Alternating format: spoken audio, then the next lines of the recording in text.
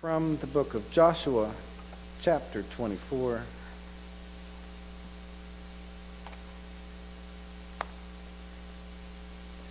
Joshua assembled all the tribes of Israel at Shechem. He summoned Israel's elders and commanders, magistrates, and officers, and they presented themselves before God. Then Joshua said to all the people, "Thus said the Lord, the God of Israel, in olden times your forefathers, Terah, the father of Abraham and the father of Nahor, lived beyond the Euphrates and worshipped other gods. But I took your father Abraham from beyond the Euphrates and led him through the whole land of Canaan and multiplied his offspring. Now therefore revere the Lord and serve him with undivided loyalty. Put away the gods of your forefathers served beyond the Euphrates and in Egypt, and serve the Lord. Or if you're loath to serve the Lord, choose this day which ones you're going to serve, the gods of your forefathers served beyond the Euphrates, or those of the Amorites, in whose land you're settled. But I and my household will serve the Lord." In reply, the people declared, "Far be it from us to forsake the Lord and serve other gods, for it was the Lord our God who brought us and our fathers up from the land of Egypt, the house of bondage, and who wrought those wondrous signs before our very eyes, and guarded us all along the way that we traveled, and among all the peoples through whose midst we passed. And then the Lord drove out before us all the peoples, the Amorites that inhabited the country. We too will serve the Lord, for he is our God." Joshua, however, said to the people, "You will not be able to serve the Lord, for he's a holy God. He's a jealous God. He will not forgive your transgressions and your sins if you forsake the Lord and serve alien gods. He will turn and deal harshly with you and make an end to you after having been gracious to you." But the people replied to Joshua, "No, we will serve the Lord." Thereupon Joshua said to the people, "You are witnesses against yourselves that you have by your own act chosen to serve the Lord." "Yes, we are," they responded. Then put away the alien gods that you have among you, and direct your hearts to the Lord, the God of Israel. And the people declared to Joshua, "We will serve none but the Lord our God. We will obey none but him."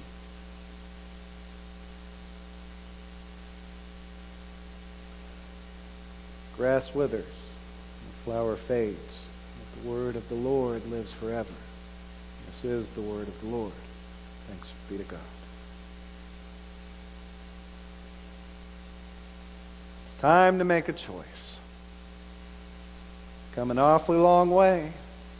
Done an awful lot of things. Now it's time to decide. What are you going to choose? Which direction will you go from here? Oh, how many times in life we reach that fork in the road. That great quote by Yogi Berra, "When you reach a fork in the road, take it." Although great, it doesn't quite get the job done here. Sure, the sentiment of it is fantastic. Don't just follow what everyone else does. Do something for yourself. Make your own way. But a metaphor only goes so far. There's a reason for the parting paths to go the ways that they do. Forging a new path up the middle really isn't the best option to where you want to go. Can't just take the fork in the road. No, that's what a number of the Israelites undoubtedly wanted. But in their case, taking the fork in the road just was not an option. Now, something common in that time and place was to devote yourself to more than one God. Now, you would have your main God, your family's God, your community's God, and then it wouldn't be out of the ordinary to also take on a God from your neighboring community as well.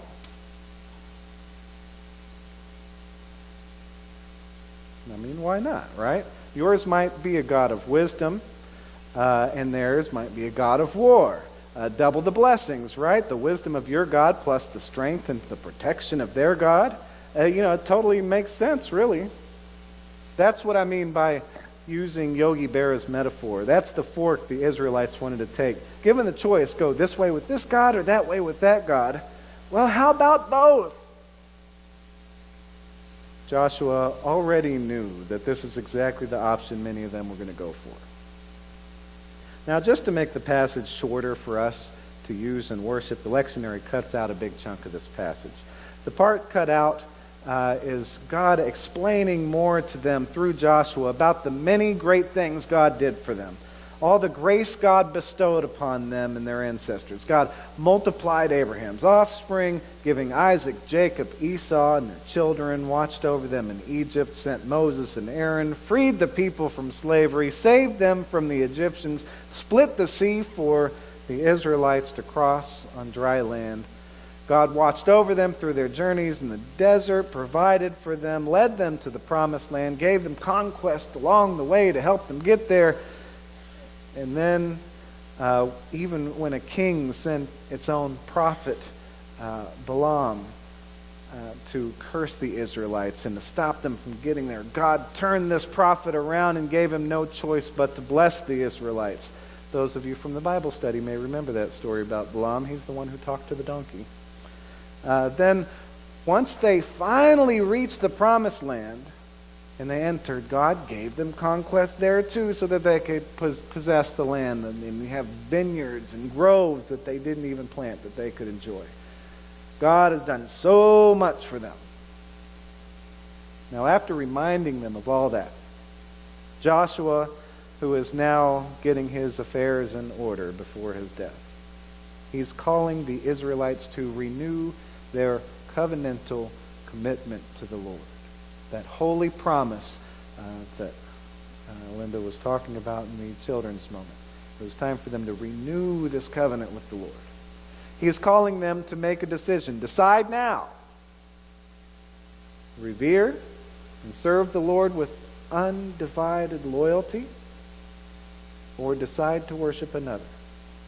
There's no taking on both. Now is the time to make your decision. The thing about this, all right, is Joshua knows the Israelites all too well. Joshua was with the Israelites right alongside Moses all that time when they were traveling, even at Mount Sinai. Joshua was with them when they pledged their loyalty the first time, and then again the second time. All that the Lord has spoken we will do. And then, of course, Joshua was with them shortly after that when they gave up on Moses and God and turned to worship the golden calf. Joshua was with them at every step and every misstep throughout their journey and every act of unfaithfulness along the way up until this point in the promised land. Joshua knew who he was dealing with. Realizing that in itself was important for understanding this situation. Now, Joshua being in his last days, it was very important to him that the Israelites understood what God has done for them, that they decide whether or not they're really going to be faithful to the covenant that God made with them, and that they really understood what that means. Because worshiping other gods in addition to the Lord just wasn't going to work. So he called to them, revere the Lord, serve the Lord with undivided loyalty, or choose another. Make your choice. As for me and my family, we will serve the Lord. But you've got to make your own choice. And then they responded just as one might expect. Yes, yes, we will serve the Lord. They even repeated the speech that Joshua gave to them. God brought us out of bondage in Egypt. God was with us in the desert. God gave us conquest. God gave us this land. Yes, yes, we will serve the Lord. Joshua knew better. He gave them one of those old, be careful what you wish for.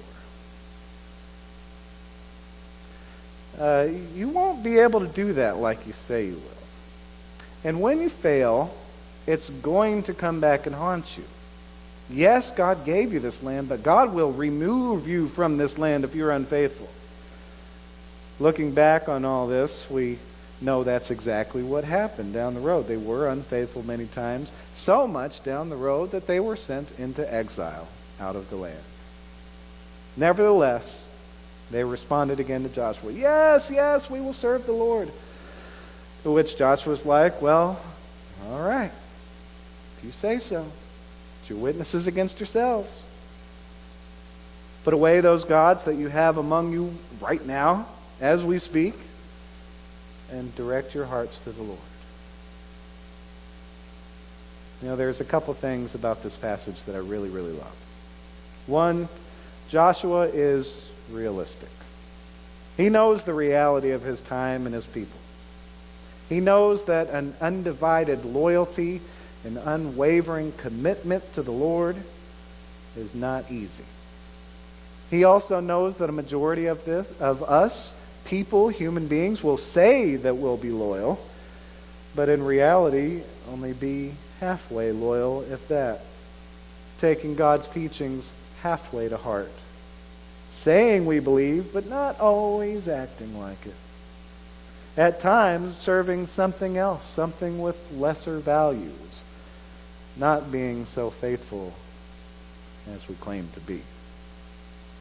Two, another thing I love about this passage is Joshua is not only realistic, but he does not pass judgment on the Israelites. He presents them with their options. He lets them choose for themselves. He and his family will serve the Lord. He said, "Me and mine, we're serving the Lord." There's no question about that. I mean, he knows that the Lord loves them, him and his family, along with all the Israelites. The Lord loves them. The Lord has taken care of them. The Lord has provided for them. The Lord has fulfilled all the promises. And the Lord will, for sure, continue to be faithful to them. But if the rest of the Israelites choose another God, then you know what? So be it. No judgment, no lectures, no chastising, no guilt trips. He makes it very clear that they should revere the Lord. But if they choose not to, that's their choice. That's okay. But if they do choose to worship the Lord, they better be faithful. Oh, how many times in life we reach that fork in the road. Finishing high school, which way to choose. An education, path toward a career, or jump into the workforce, an experience to put toward a career, or join the military to serve your country. Graduating from college, completing your military commitment, deciding where to go from there. Being in a relationship, deciding whether or not you're with the right person, whether you two will tie the knot, move in together, have a family. Deciding where to live, what school districts to live in, what activities to engage in. Deciding what causes to contribute to, what beliefs to invest in and live by. Deciding whether or not you and yours are going to live according to your faith. Go to church. Or if you're going to choose other sources of guidance, grounding for your life, for those around you and those who mean the most to you. Deciding which way to go. And as a church right now this week, because of the evil that entered into that congregation in Texas, we are presenting another fork in the road, deciding which way to go in response. How do we respond to evil, breaking into a church and attacking people of peace?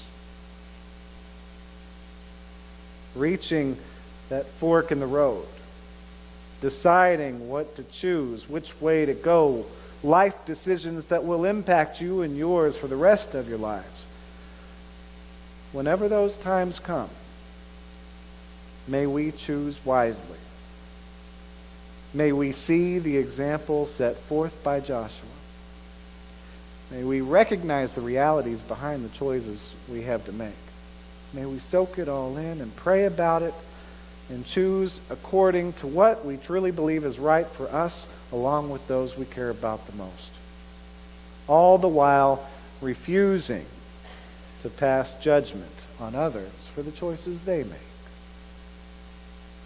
God always has been faithful to us, and God will always be faithful to us.